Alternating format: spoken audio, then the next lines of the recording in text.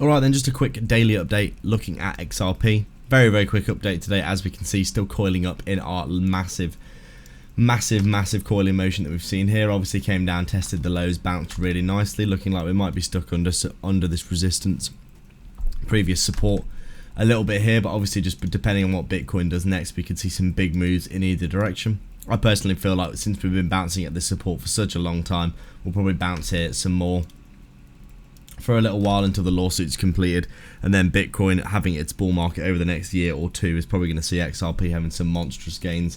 We could be looking at some crazy breakout targets, obviously, for XRP.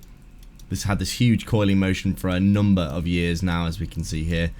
Big, massive coiling motion. I mean, we could easily see us coming up into this $10, $20, $30 region after that case is settled, in my opinion. Right now, looking like a pretty damn good high conviction play for the long term.